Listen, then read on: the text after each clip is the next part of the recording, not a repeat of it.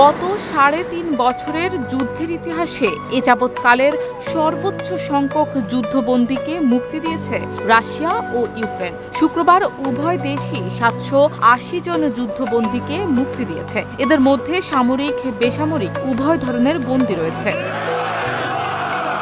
British বার্তা সংস্থা Reuters জানিয়েছে, শুক্রবার ছাড়া পাওয়া এই যুদ্ধবন্দীদের অর্ধেক ইউক্রেনের, বাকি অর্ধেক রাশিয়ার। উভয় দেশই ২৭০ জন করে সামরিক এবং ১২০ জন করে বেসামরিক বন্দীকে মুক্তি দিয়েছে। সম্প্রতি তুরস্কে দুই দেশের সরাসরি প্রতিনিধিদের মধ্যে হওয়া সংলাপে মস্কো ও কিয়েভের মধ্যে যেসব সমঝোতা হয়েছে সেসবের আওতায় ছেড়ে দেওয়া হয়েছে এই যুদ্ধবন্দীদের। তুরস্কের বৈঠকে উভয় দেশের ৫০০ জন করে মোট ১,০০০ যুদ্ধবন্দীর মুক্তির ব্যাপারে সম্মত হয়েছিল রাশিয়া ও ইউক্রেন। তাদের মধ্যে শুক্রবার মুক্তি পেলেন ৭৮০ জন। শনিবার এবং রোববার বাকি ২২০ জনকে ছেড়ে দেওয়া হবে। শিয়া বাটার ও ভিটামিন ই সমৃদ্ধ lily glam beauty soap. Lily, always beautiful.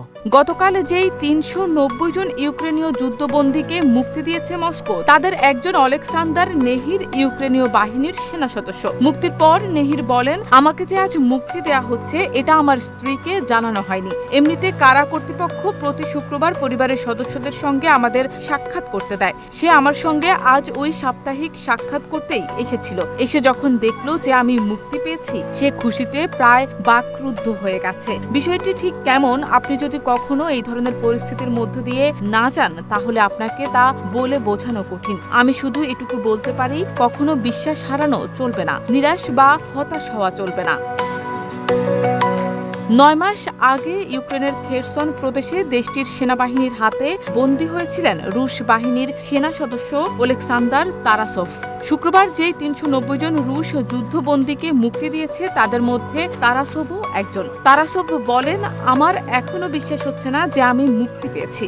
যুদ্ধবন্দীদের মুক্তিদানের ব্যাপারটিকে স্বাগত জানিয়েছেন এই যুদ্ধের প্রধান মধ্যস্থতাকারী যুক্তরাষ্ট্রের প্রেসিডেন্ট ডোনাল্ড ট্রাম্পও। শুক্রবার নিজের সামাজিক যোগাযোগ মাধ্যম ট্রুথ সোশ্যালে এক বার্তায় ট্রাম্প বলেন, মস্কো কিয়েভ উভয় পক্ষের সমঝোতাকে স্বাগত। এই সমঝোতা কি অদূর ভবিষ্যতে আমাদেরকে বড় কোনো সুসংবাদের দিকে নিয়ে যাবে? শারমিন নিশু, ঢাকা পোস্ট।